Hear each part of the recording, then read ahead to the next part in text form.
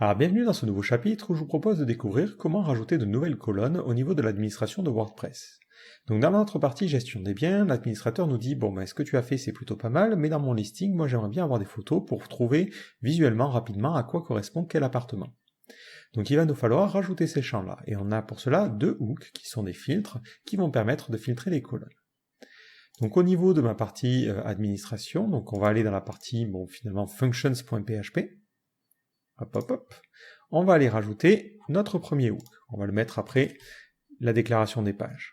Donc on va faire un add filter et on va se brancher sur le filtre qui s'appelle manage underscore suivi du type de contenu que l'on veut modifier. Donc nous c'est bien, suivi de underscore posts underscore columns. Donc ça va être une fonction qui prendra en paramètre les colonnes et qui devra renvoyer les nouvelles colonnes. Pour l'instant, je vais me contenter de faire un var dump et débugger les colonnes, et ensuite de faire un petit DAG.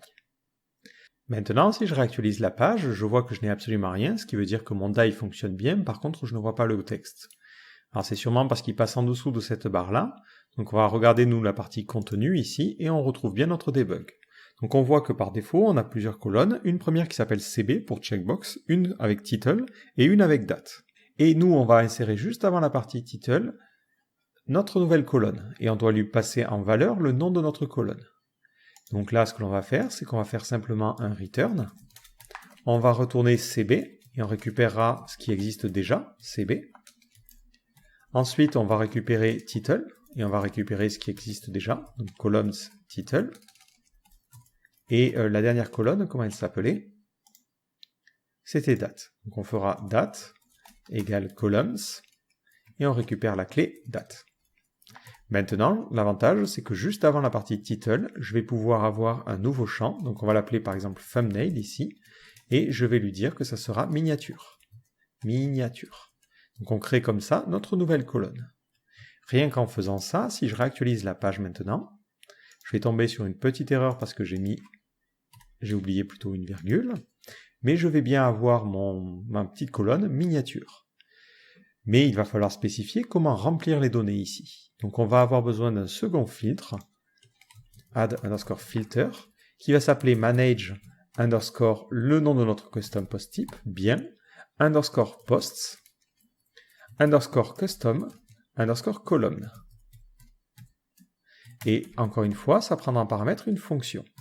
Alors si vous ne connaissez pas les paramètres que prennent les fonctions, n'hésitez pas à y aller comme un gros bourrin et à faire un var dump de funcGetArgs pour récupérer l'ensemble des arguments.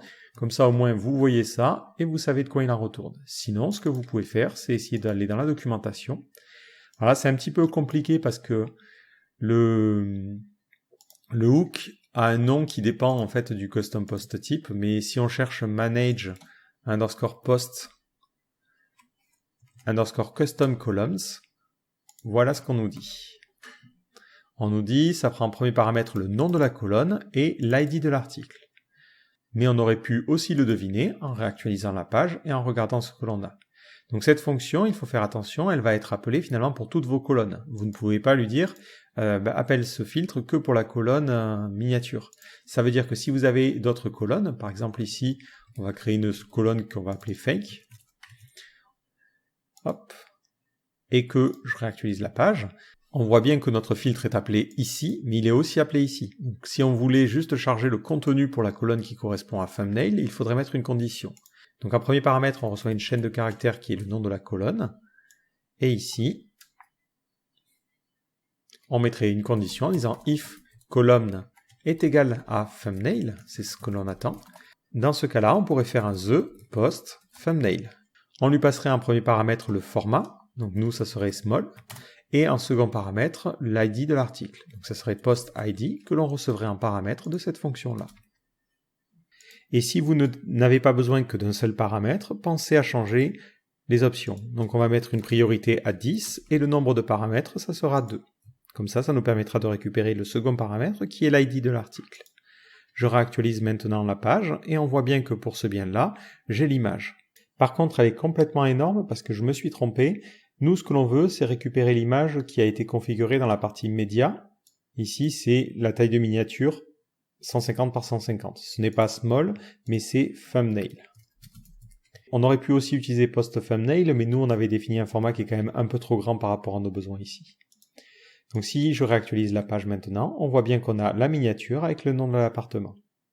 Le petit bémol à ce niveau-là, c'est que cette colonne est beaucoup trop grande, on le voit, la partie miniature, elle prend beaucoup de place, mais il faut savoir qu'il rajoute des classes supplémentaires, donc il met toujours colonne, le nom de votre colonne. Donc ce que vous pourriez faire, c'est styliser ça en CSS en important votre propre CSS. Donc on pourrait le faire ici, en faisant un add underscore action.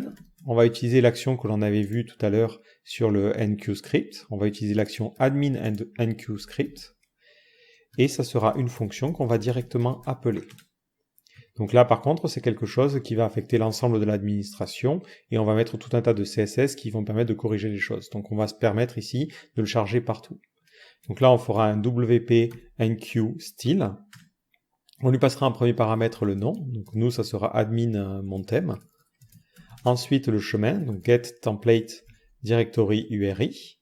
Et on ira dans le dossier assets et on chargera admin.css. On ne mettra pas de version ni de dépendance. Et c'est tout ce que l'on a à faire. Dans la partie assets, je vais créer un nouveau fichier que je vais appeler admin.css. Je vais récupérer ce nom de colonne. Donc je vais prendre directement ça. Et je vais créer les styles qui correspondent.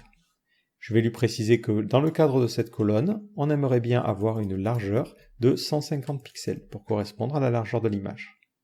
Et dans la partie functions.php, je vais retirer ma fausse colonne qui ne servait à rien. Je réactualise la page et j'ai maintenant la miniature qui ne prend bien que 150 pixels, mon CSS est bien chargé et on voit mon appartement. Donc voilà comment vous pouvez rajouter de nouvelles colonnes au niveau de l'administration de WordPress. Si vous voulez vous entraîner, essayez de mettre en place une nouvelle colonne dans la partie articles pour la gestion des sponsoring. Et on va rajouter une option pour spécifier si oui ou non l'article a un sponsoring.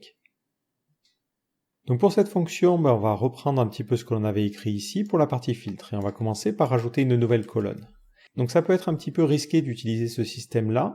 Donc nous, ce que l'on va plutôt faire, c'est recréer un nouveau tableau et se dire qu'on va insérer le sponsoring avant la colonne date.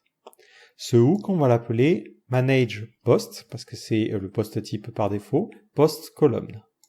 Et à l'intérieur, on va faire un petit for each. On fera for each columns as $v, on récupère la clé et la valeur, et on va créer un nouveau tableau. Donc on va l'appeler new columns, qui sera donc un tableau vide par défaut. À l'intérieur de ma boucle, je fais un new columns, et pour chaque clé, je recrée mon tableau. Et à la fin, je retourne les valeurs. L'avantage, c'est que maintenant, je peux vérifier l'existence d'une clé particulière, par exemple la clé typiquement date, et lui dire si on vient de rencontrer la clé date, je vais rajouter ma nouvelle colonne juste avant. Et cette colonne va s'appeler sponsoring. Et je vais lui donner comme nom article sponsorisé, point d'interrogation. Je réactualise ma petite page.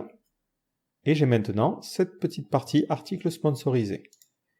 Je vais pouvoir créer le filtre pour styliser mes différentes colonnes. Donc j'utilise la fonction add filter et je vérifie est-ce que le nom de ma colonne c'est sponso.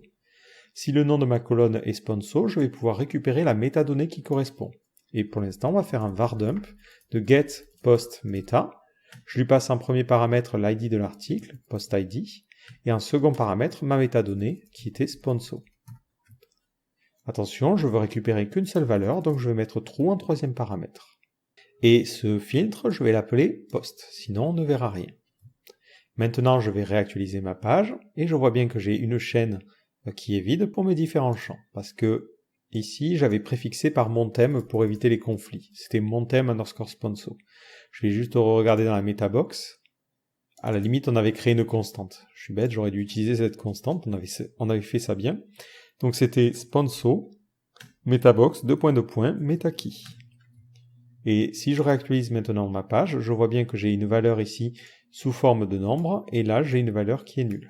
Donc il me suffit de faire une petite condition en lui disant if get post meta, on récupère cette valeur-là. Donc si ce n'est pas vide, tout simplement, if différent de empty, ça. Dans ce cas-là, je vais afficher un petit label pour dire que l'article est sponsorisé, sinon j'affiche non. Si ce n'est pas sponsorisé, je vais créer une div. Alors div qui aura la classe bullet et bullet-no. Et je me dis que finalement, en fait, je pourrais directement écrire ça, hop, et rajouter une condition sur la classe à rajouter. Donc là, la classe, ça sera yes, parce que ce n'est pas vide. Et là, la classe à rajouter, ça sera no, parce que c'est vide. Et je peux ensuite utiliser cette classe à ce niveau-là. Donc ça sera le nom de la classe. Maintenant que ce code est généré, si je réactualise ma page, et que je regarde à l'intérieur de ces éléments-là, je vais bien avoir ma div qui a la classe bullet yes ici, et pour le dernier article, on va avoir bullet et bullet no.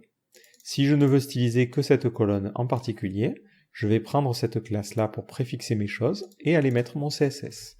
Donc je vais lui dire pour la partie sponsorisée, le bullet va avoir comme largeur 5 pixels, une hauteur de 5 pixels et un background, on va mettre green pour indiquer que effectivement l'article est sponsorisé. Je réactualise ma page et on a cette petite boule.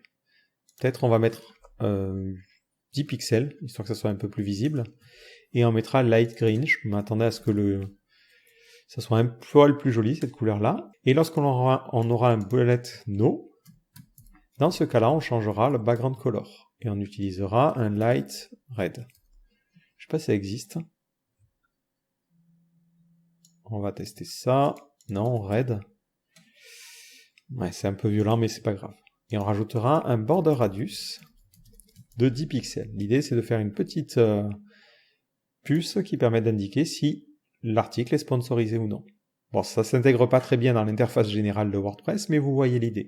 Donc c'est comme ça que vous pouvez créer de nouveaux éléments. Si on voulait que l'alignement soit correct, il nous suffirait de rajouter au niveau de notre colonne, que l'on maîtrise du coup, un vertical align middle, un text align center, et à ce niveau-là, un display inline block. Et on aurait quelque chose qui serait un petit peu plus correct visuellement. Si ce n'est que le vertical align n'a pas l'air d'être respecté. Donc on va regarder cette colonne-là, et notre classe est moins précise que celle qui est proposée par défaut dans WordPress, et du coup on n'arrive pas à prendre le relais. Donc on va forcer les choses en mettant un point d'exclamation ici, pour lui dire ça c'est important, on veut vraiment que tu appliques ce style-là. Et là, effectivement, ça fonctionnera convenablement. Bon, ça fait encore plus bizarre, mais c'était pour vous montrer comment vous pourriez rajouter de nouveaux éléments dans l'administration de WordPress et personnaliser les choses.